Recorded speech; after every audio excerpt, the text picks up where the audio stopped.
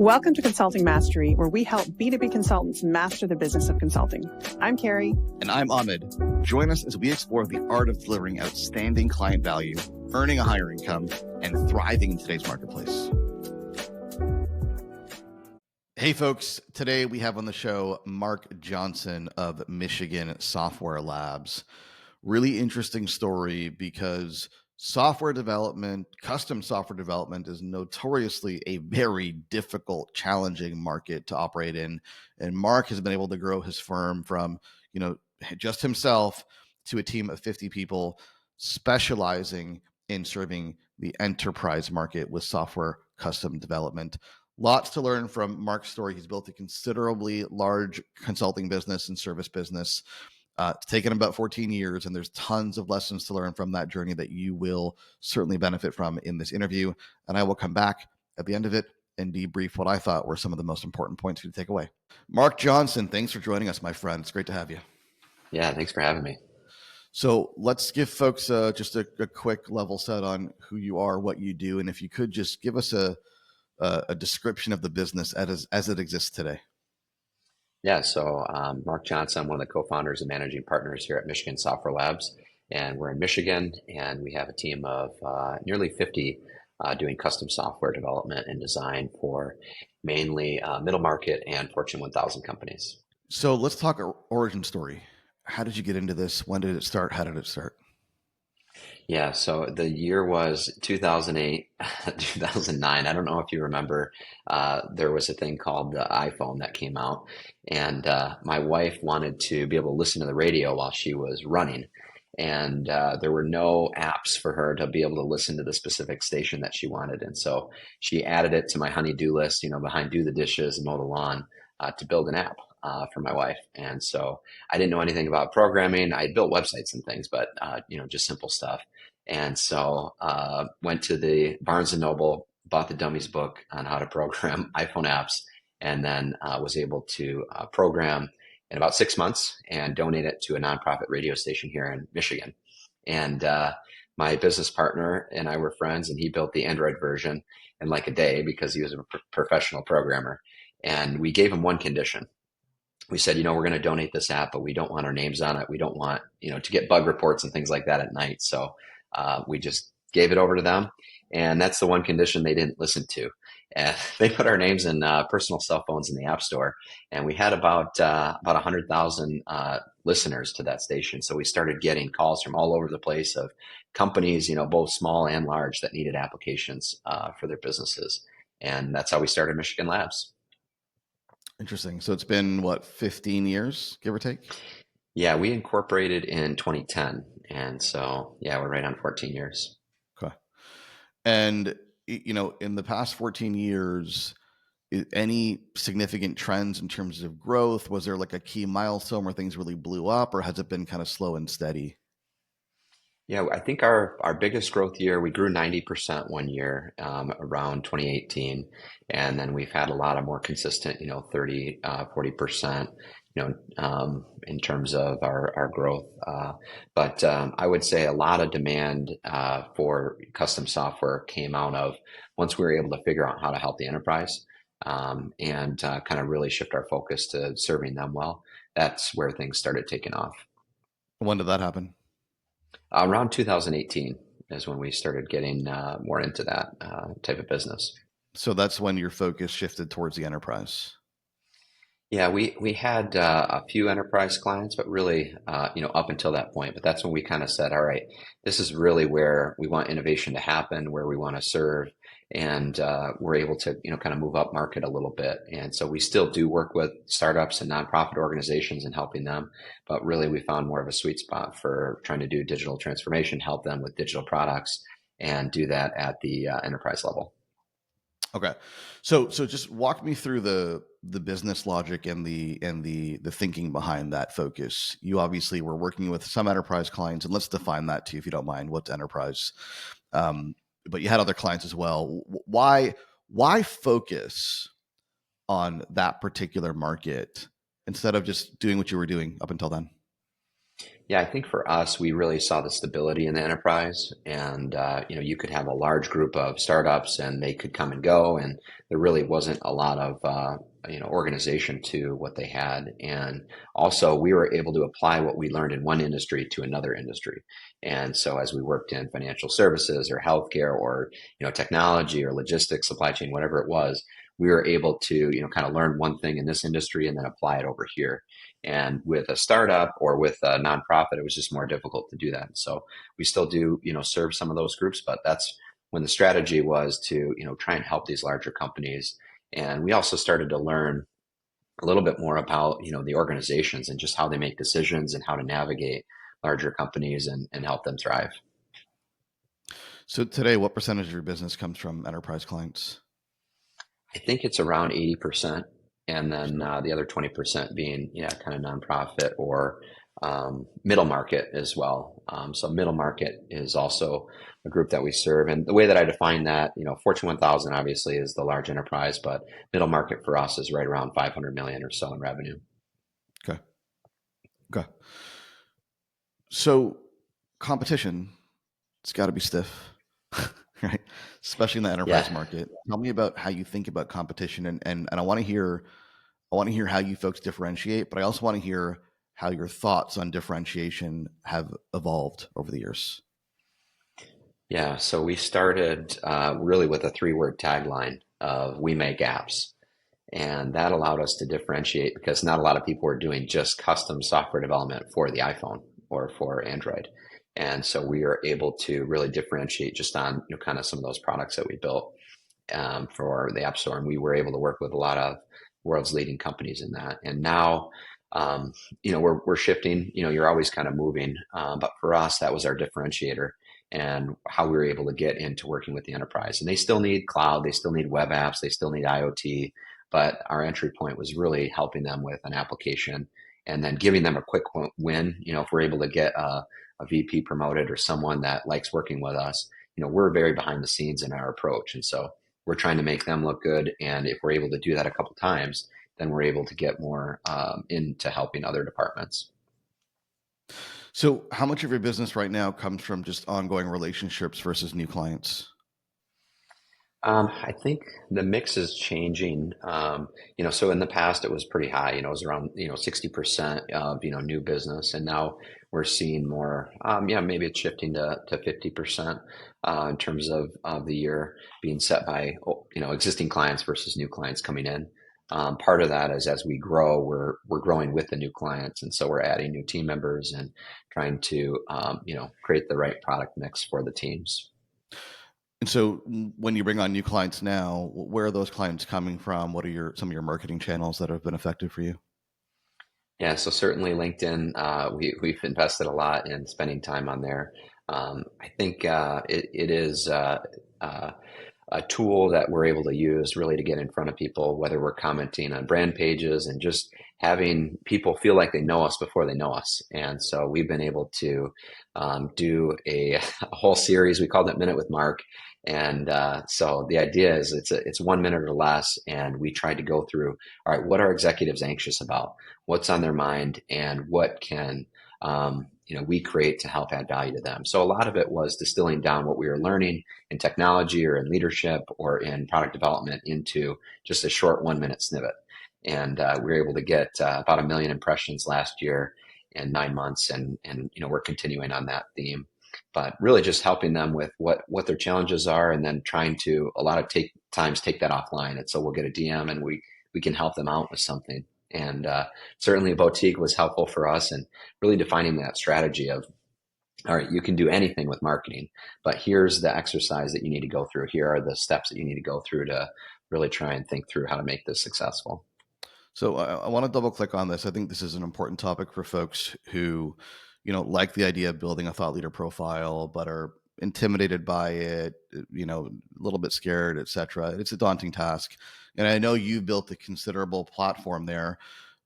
First question on that topic is, how much of your growth do you attribute to your building a thought leadership profile and personal brand as the founder and the leader? I think, for us, it's a bit difficult to say, exactly attribution at the level of, all right, they watch this one video and then they click this one link and stuff like that. We think that that's more of a waste of time to try and figure that out. But certainly everyone will know eventually about the LinkedIn work that we do, and it helps them to feel like they can trust us, that they know us, and that we can help them because we've helped others in their space. And so it's been a big investment, doing a video every weekday and then keeping up with comments and things like that. But the ability to really help them with whatever problem they're facing and put custom software tools in place to help them and their teams grow has been really our focus. And so I would say the challenge is just keeping up with, trying to stay ahead, a month ahead or so of content. And last year was just a big, we set a big goal. Let's do one a day per weekday. And that was a bit ambitious, but we were able to do all those videos, so about 300 videos, and then different events that we attended as well. So I would encourage people that are just starting out. Your first video is going to be terrible. My first one was really bad. I remember, recording it just with a smartphone. We didn't have a video team or anything like that. But you just got to start with that one. It's like, exercise. You've got to just start with that one rep. And so for us, we were able to really encourage people to try that and to build on that. And when did you start publishing?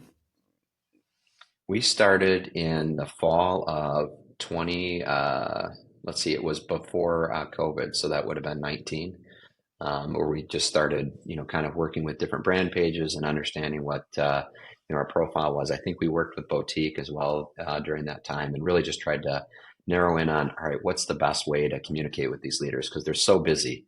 And so then we're like, they've got 1 minute at least. Everyone's got 1 minute. And so we're able to do that. And we push it out on other platforms. It's on Facebook, Instagram, TikTok, Pinterest, Google, YouTube, and stuff like that. And so, but LinkedIn certainly has had the most flavor for getting business executives excited about it. I find that with publishing, there's in the beginning, there's doubt, there's insecurity, there's will this work? Is anyone going to watch? All these questions. And there's a moment where you just go, no, this works. Like I'm gonna double down. What was that moment for you? I think for me it was just when people started to notice it and comment more in the community of saying, "Hey, this piece of content that you created really helped me." And I was like, I don't even know what I was saying at the time because we recorded them all together and then we published them over time.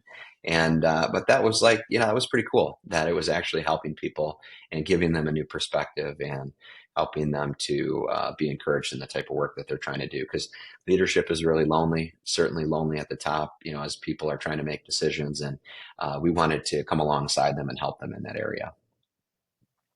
Yeah, beauty. What are some of the benefits that you found from just having a thought leadership profile and having people interact with your material in advance, apart from the obvious people reaching out and asking for help and booking calls? I mean, apart from that, what are some of the benefits you've experienced from this? I think it just makes you a better presenter, a better communicator. Certainly if you're thinking about professional development, it's one of the hardest things you have to do is speak in front of groups. And so being on a video every day is a challenge to try and figure out. But I also think that, like we mentioned, people know you before they even meet you. And so it really reduces that barrier. You don't have to talk about the weather for, 10 minutes. You can actually just jump right into something that's on their mind. And so I would say that that's really good. But it's a value add, and you're not going to be able to track it down to each piece of content. And so it's really hard to measure kind of the effectiveness of each video. But overall, you're able to sense that, we're building something and one brick at a time, and we're really helping people. I really think that's the most understated benefit of publishing, especially video. I think this doesn't apply to video alone, but especially video, is when people get on calls with you. Like what I get a lot is, I feel like we've talked before because I've consumed so much of your video material. Like, you get that a lot too? Oh yeah. They feel like they've spent a lot of time with you. They've heard your voice. They know you. I mean, if you spend a minute with somebody every day for a year, they're going to know a thing or two about how you think and align maybe with your values or with your, communication and things like that. And so you're totally right. And I got to believe this is knowingly or unknowingly, I got to believe this is a key differentiator for you, because if I'm looking at two software development shops, right, and one of them, nice guy named Mark Johnson, who's been showing up on LinkedIn every single day saying smart things about the problems I'm facing, and I've been consuming those videos, and now there's some familiarity, there's some rapport, there's some affinity. And the other one I'd never heard of until they submitted a proposal. And maybe proposals are good and they sound smart and like all that stuff is good, but like we don't have a history. I got to believe Yeah. that gives you a leg up. Yeah, I think it definitely does. And for us, we're starting with, they're building a custom product. So this is the most complex, ability to work with the enterprise. It's not like, hey, we've got this tool already. You just, sign up here and pay this per month. It's like, hey, we want to disrupt this industry, or we want to fix this, this top line problem that we have. And so, we could hire anyone. There's you were at EY, I think, or whatever. There's big, consulting groups that we're going up against. And so, but they haven't been in their life every day, and they don't know exactly if they can trust, some of those voices, whereas they've seen some of our work, and they're able to really latch onto that. And so I think that's a huge advantage, and will allow you to be successful, and just bringing your yourself to that level. Written content is still important. We still write for Forbes, and we still write for Fast Company, and so those third party endorsements, which Boutique recommends as well, I think was really helpful for us to just seek out. All right, it can't just be us. We need to have some written content out there, and so right now there's just a ton of interest in AI, which is custom software, and interest in brain computer interfaces, and which is related to software. And so we're able to really speak into that and try and add some expertise of what we're seeing in the marketplace, and then that can help people get to think about it and really start to create some momentum. I think a lot of people assume that they can't compete with larger firms, especially big name brand firms, because, well, they've got the brand and the reputation. But ultimately, what that means is that's their way of gaining trust. And there are other ways of gaining trust. So what you seem to have done, and what many folks do, is you're using thought leadership and content, publishing on your own platform, publishing on other platforms to achieve the same goal, trust. So once they trust you and they trust the bigger firms, now the playing field is leveled. Has that been your experience? Yeah, I think, and it depends on what they're looking for. So a lot of times there's this idea that if you've got to land a big ship, and you're trying to bring it into the harbor, you're going to throw a few smaller anchors on the shore to slow it up. And so for us, we're not coming in with guns blazing and trying to, we're going to disrupt your entire industry and change the world and all this, like big time. We're trying to say, all right, let's add value incrementally, and let's start really small. Throw one anchor there to see if we can get some value for you.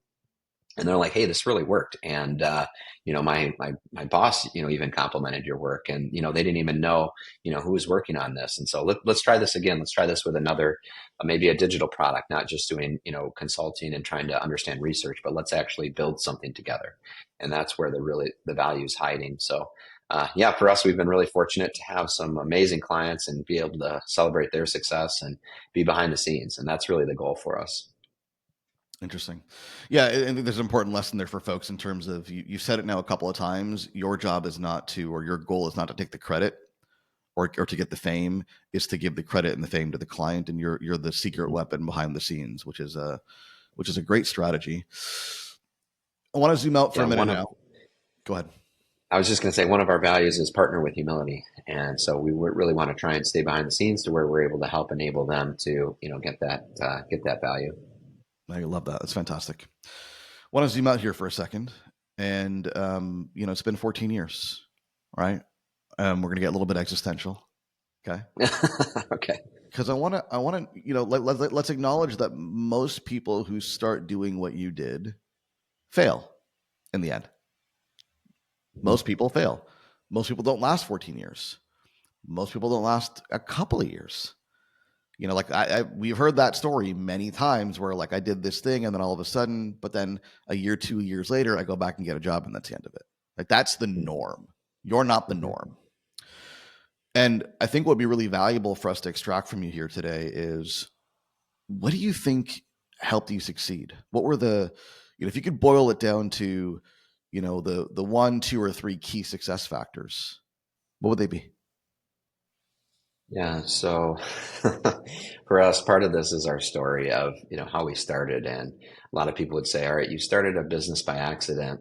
And is that how you've grown? Is just, by accident? And there's certainly been, kind of a higher purpose to what we're trying to do, and the ability to, serve others and help them in their businesses. I think, basically out serving others and trying to figure out, all right, where is this ability to treat others how we would want to be treated in terms of developing products. And so I think there's ability to um, see some of those stories and think back to some of the early work that we did that really helped a client, and then building on that. But if it wasn't 0 to 100, so it's kind of, you're standing on top of all your mistakes and all of your failures and things like that. And so we've had to learn a ton. We have a hall of fame or a hall of shame of, like, here's all the mistakes that we made that we don't ever want to make again, because we think that for the future client, it's really going to help them, or future team member.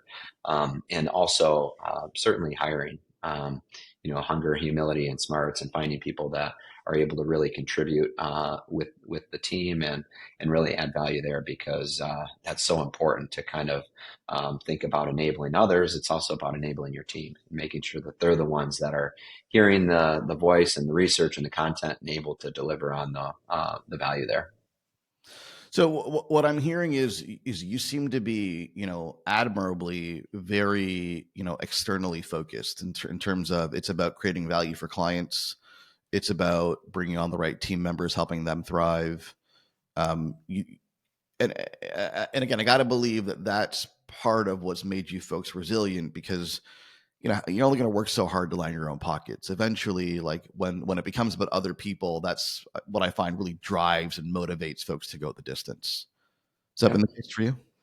Yeah, certainly. We want our team to be successful, and we want to create, jobs, and technology are some really, high-paying jobs. And so for us, the ability to, create this economy and grow that is, thinking beyond that. But some of the work too that we do in the nonprofit sector and helping the community, and for us, it's really about, can we get these younger people excited about technology so they take careers in coding and design and delivery. And so I think this is, it's a really exciting time to be in software and technology. And yeah, each day is different. You've got one day where it's like AI is going to disrupt everything, and all the programming jobs are going to be gone. And then the next day you're like, well, all the stuff that AI is creating isn't really that valuable, and we still need human connection. And I think for the enterprise right now, we're doing a lot of AI, and the ability to add value there is really going to be evident, especially in security and making secure applications that can help them thrive. But there's always going to be threats, and there's always going to be things that we have to work against. And so, yeah, it's been exciting. How many people do you guys have right now? Yeah, so we're almost 50. And so we have groups of developers and designers, and then delivery leads and principals helping our clients. And when you first started, when you wrote that first app, what were you doing full time? What was your day job? So I worked in business, and I started my career right out of college, and I was doing fiber optics. We were helping enable the businesses to have fiber optics. And then I went and worked in marketing for an education management company, and really helping them, grow throughout the U.S. And so that's what I was doing when my business partner and I started Michigan Software Labs. So how do you go from, running marketing for some education management company to running a team of 50 employees? I want to hear the leadership journey there. Was that an easy transition for you? Did it flow? Did you struggle with it in the beginning in terms of leadership and being a visionary? How did that go? Yeah, certainly. So yeah, you're only as as good as the leaders. So thankfully, my business partner is an outstanding leader, and we've had all the team reporting up through my business partner, where he's able to, we've built out the leadership team, and we've had it working in that way. But yeah, there's been a lot of lessons learned in trying to enable others to be successful in their role, especially if they're newer, in their career and they haven't had that professional job yet, and then taking them and putting them right into product, which is really high stakes, and there's a lot that you're trying to add value to client for. So we've learned a lot. We invest a lot in professional development and coaching for our teams, and so really trying to help enable them to be successful. So we send them to a lot of conferences, and then unlimited book budget. And if you walk around our office, though, it's really about that connection of people coming together to try and solve a problem for a client. And so it's a really thriving, exciting culture. There's a lot of laughter here. There's a lot of whiteboarding. There's a lot of questioning and challenging and just diving in to try and figure stuff out, because it makes us all better. Tell me about the Hall of Shame. What are some Yeah. of the let's pick out some of the more painful experiences that you've learned from in the end. What jumps out to you? Yeah, we've certainly learned that we want to have really relying just on our own internal team rather than trying to have contractors at all. So this is way early on where we had to start out, and there were some contractors that were working with us, and that's just really hard to keep people accountable with that. But we've also had because we can build any product, that we get crazy ideas. So I like to tell people we heard about Uber before Uber, but it wasn't from people in San Francisco. And so a lot of the ideas, it's really hard to understand the qualification, because anyone could be qualified or certainly know someone that we could help. And so we actually had someone come in with a briefcase full of cash, about $750,000, into our office and open it up in front of me and say, we want an app. And it was in a category that we did not do applications in. And so we had to politely decline and say, we're really sorry, we can't help you. You're going to have to go somewhere else. But certainly stories like that, where you're like, really politely, not really. I hope. Really, really politely. Very politely. They had a lot of security with them. And so we are very grateful to help them find another group. Interesting. All right, my friend. Well, listen, I really appreciate you coming on and sharing your story again. It's one that, Yes. Going from 0 to 50 people and to build the kind of business you built in the industry that you built it in is what I think is really remarkable. And I'm honored that you'd come on the show and share the story with us. Yeah, thanks for having me, Ahmed. It was great to see you. Enjoy the rest of your day. Take care. All right, Ahmed back here. I hope you enjoyed that conversation. There's 2 or 3 really important takeaways I want to make sure that land and that you're taking away as lessons. Number 1, this notion of being other focused. Mark is not a guy, seemingly, right, who's really just interested in lining his own pockets or the glorification of his own ego. And this is a theme, and you'll start to see this theme among a lot of the conversations I'm having. He genuinely cares about the people that he serves. He genuinely cares about the market that he serves. He genuinely cares about his team, about his employees. And again, I mentioned this in the interview, and I want to make sure it's really clear. This is what I found to be true among people that have gone the distance. Mark has gone 14 years, built a great business. You don't do that. Typically, you don't do that if you're just out to look for yourself, if you're just out for your own self-interest. That's usually being self-interested and self-centered is not enough motivation to make somebody go the distance and do what he's done. You've got to have a broader mission. You got to have a broader vision. You have to have a desire to have impact. And that's what's really driving Mark. That's the first key takeaway. The second is the importance of thought leadership. Again, custom software development, right? About as tough of a market to get into, about as commoditized as markets get. And Michigan Software Labs has done very well. And I think it's evident that a big part of that has been Mark's thought leadership profile, his consistency in putting himself out there, creating video content, publishing on LinkedIn. And I don't want you to think about the specifics here. The point is not to do video. The point is not to get on LinkedIn, although both of those are good ideas, frankly. The point is you've got to have a way of building trust and authority with the marketplace. When Mark is competing with larger, well-known brand name firms, he's got to have a reason to have a seat at that table. And for him, his thought leadership is that reason. That's what gives him trust, gives him authority, gives him credibility, helps him build relationships. And that is true For a lot of boutique consulting professional service firms, the way that they take hold of the market, the way that they compete with their larger big firm competitors is through thought leadership and content marketing. That can be a really strong strategic advantage for you, as it has been for Mark. Hope you enjoyed this episode. Lots more where this came from. We'll see you next time.